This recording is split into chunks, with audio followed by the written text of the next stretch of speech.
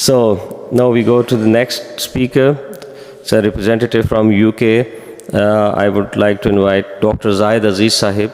As you all know that Zahid Aziz Sahib is a scholar, and we say that he is encyclopedia of books. If you want any reference, so you can, although he is AI of AAIIL, because if you want any reference, you just ask Zahid Aziz Sahib and then he will give it to you. So, Doctor.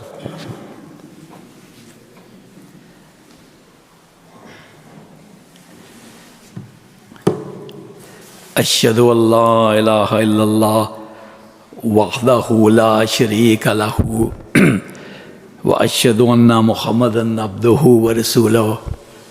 Amma ba'du fa'uzu billahi minash shaitanir rajim. Bismillahir rahmanir rahim. Hazrat Amir, respected representatives of various Jamaats, and of course Imam Amir Aziz Sahib and his staff and helpers here at the Berlin Mosque. Assalamu alaikum wa rahmatullahi wa barakatuh.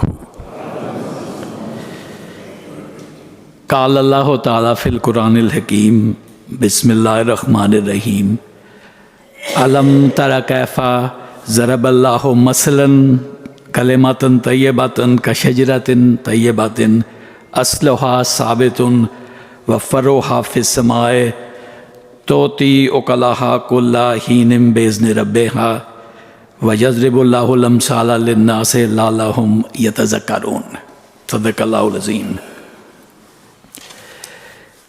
The two verses I have recited are from Surah Ibrahim of the Holy Quran, and they translate as follows.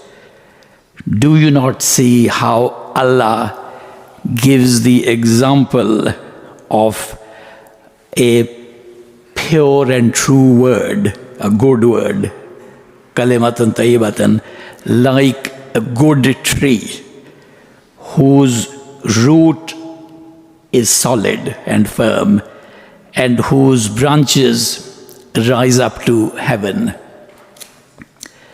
and it gives its fruit in every season by the permission of its Lord.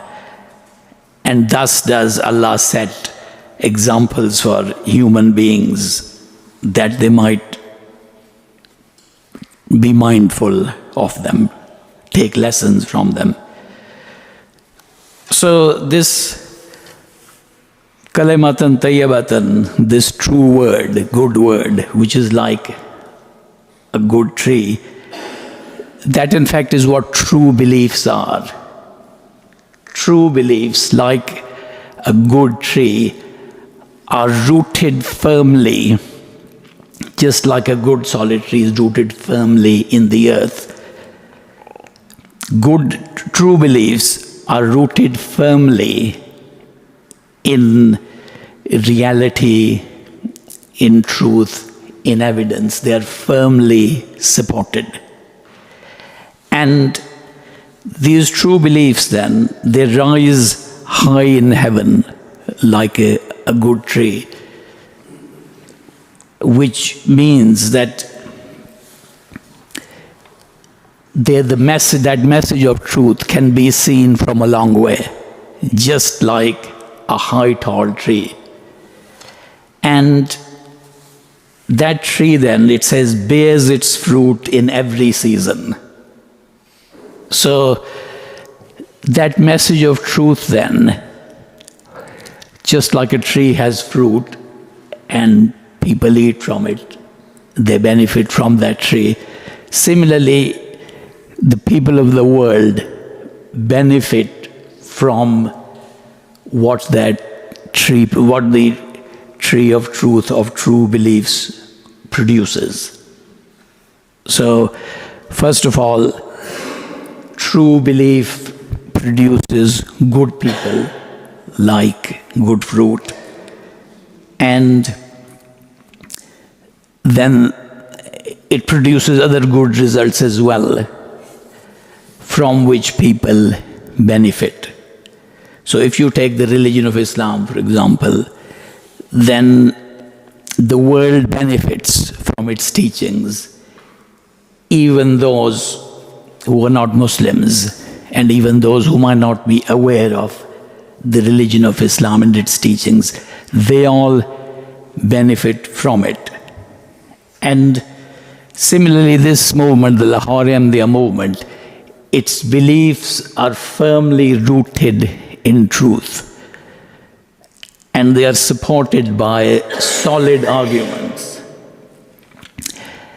And that is why that tree is unshakable. So that when storms come, strong winds blow, then that tree remains in place.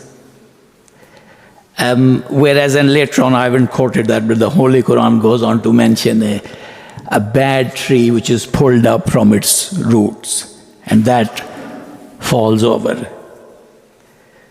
So, this is how this movement has remained in existence for more than 100 years.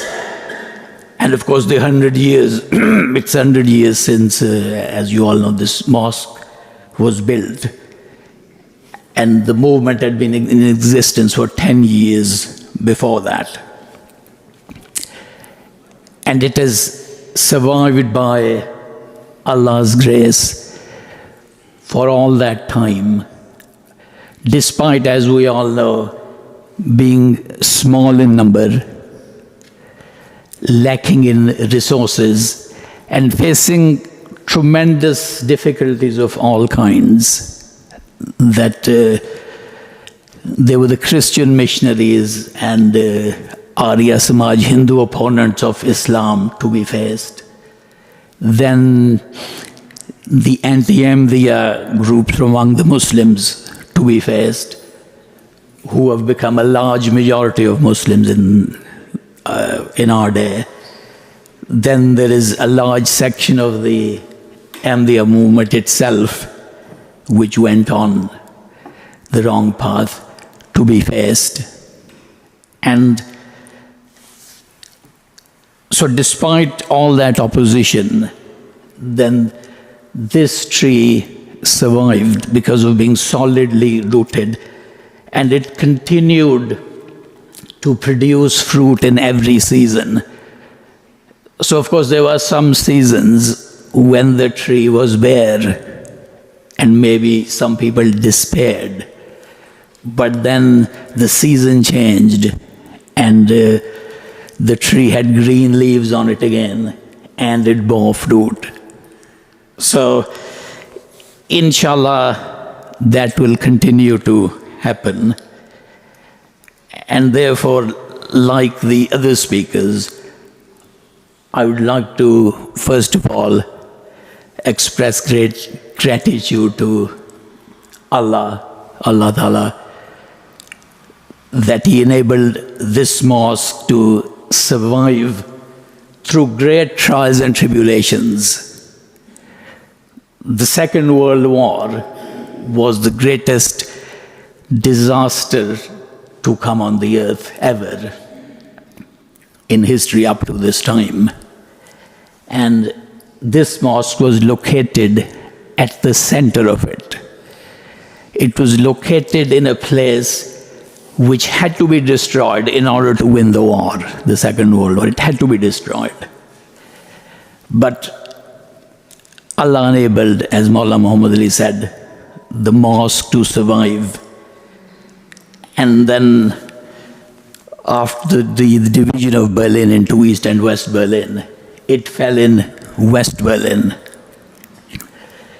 in the part where there was religious freedom and not under communism, where religion was suppressed. And then other times came when there weren't good periods for this mosque due to lack of our own resources.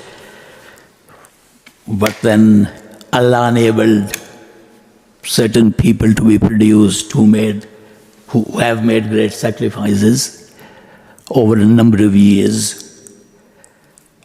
all those people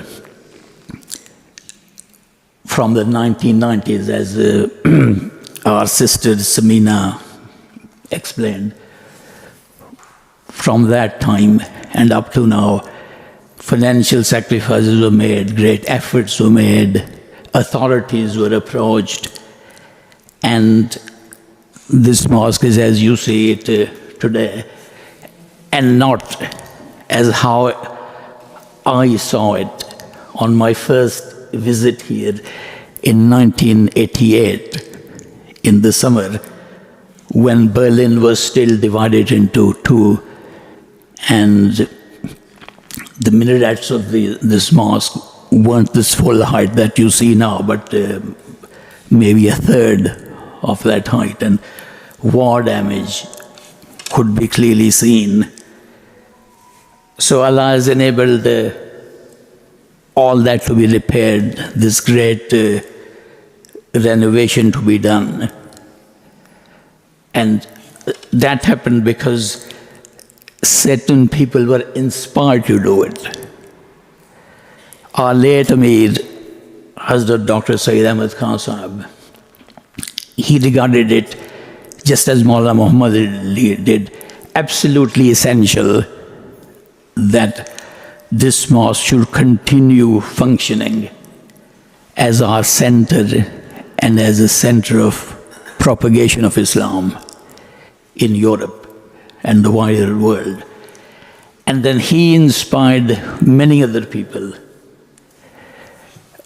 whose, I won't take any names, but Hazrat Dr. Sayyid Ahmad Khan Sahib inspired many people then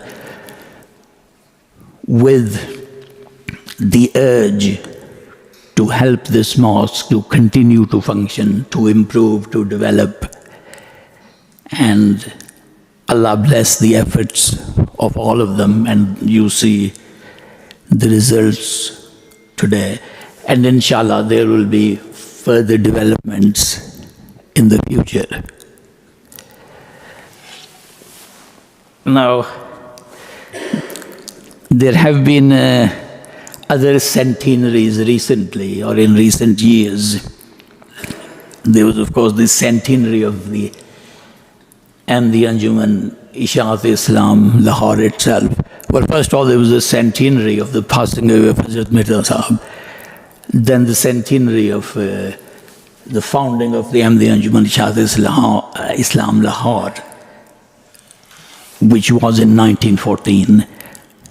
Then, perhaps not known to so many people, the centenary of the first publication of the English translation of the Holy Quran by Maulana Muhammad Ali. So that centenary was in 2017. And for two of those centenaries, we were able to compile little booklets. Here's one called The True Succession, and that was published at the centenary of the Anjuman Ishaat Islam Lahore. And it deals with, first of all, the relationship between the Lahorian, the elders, and Hazrat Mirza Ghulam Ahmad Sahib and Maulana Nuruddin before 1914, particularly Maulana Muhammad Ali and Khwaja Kamaluddin, and how they were regarded by Hazrat Mirza Ghulam Ahmad Sahib as being the people who would carry forward his mission. So it deals with their relationship, followed by what happened when the actual creation of the Anjuman Ishaat Islam Lahore took place in 1914, and then subsequent events up till now, which have proved by Allah's grace the correctness of the beliefs on which Maulana Muhammad Ali left Qadian and came to Lahore to found the Anjuman Ishaat Islam Lahore, namely that the Holy Prophet Muhammad sallallahu alaihi wasallam is the last prophet after whom no prophet will come, and that Hazrat Mirza Ghulam Ahmad Sahib was the Mujaddid of the 14th century, the promised Messiah, who never claimed to be a prophet, and that all those people who recite the kalima, who call themselves Muslims basically, that they are all to be regarded by us as our Muslim brethren and not to be declared, however wrong they may be in their beliefs and deeds, not to be declared as outside the religion of Islam like non-Muslims.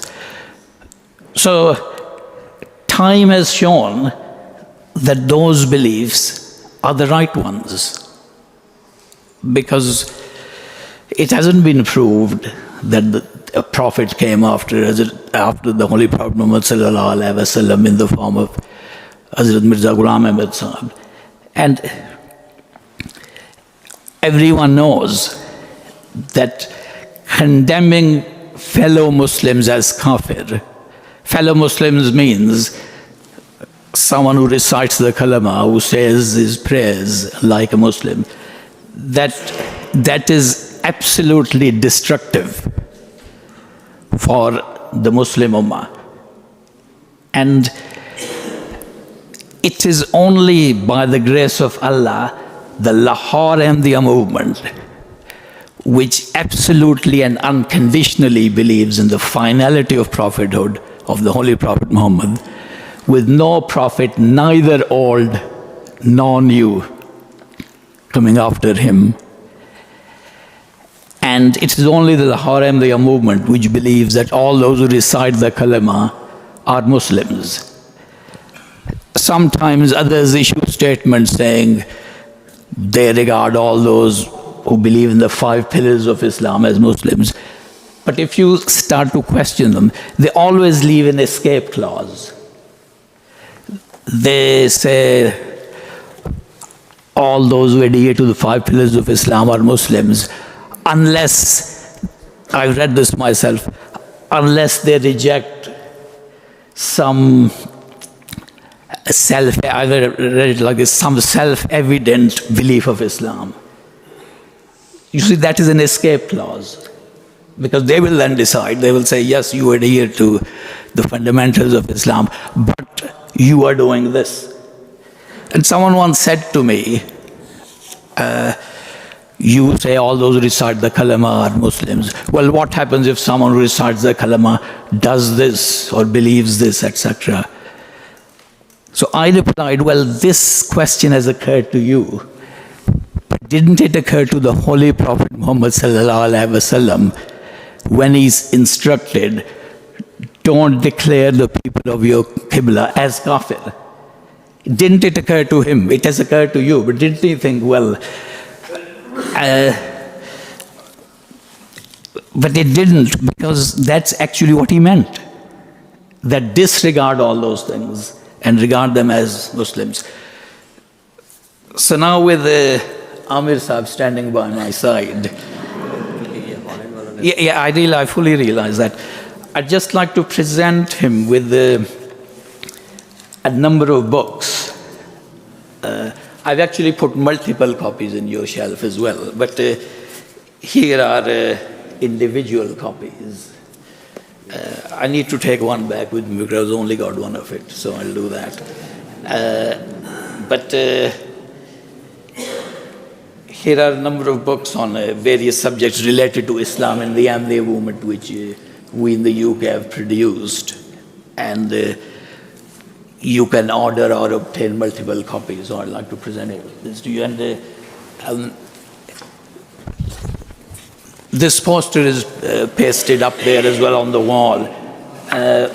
We've taken images of the covers of all these books, which are quite readable, the covers. So a person can see at a glance what each book deals with.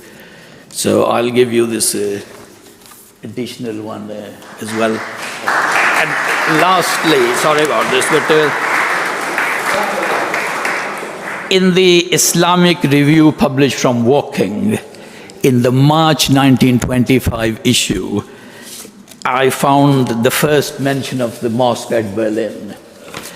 And quickly, it just says that in 1922, Khwaja Kamaluddin visited Germany to see himself the conditions here. And then the Anjuman in Lahore approved of building a mosque here. And then it goes into some details of the size of the mosque and what has been built.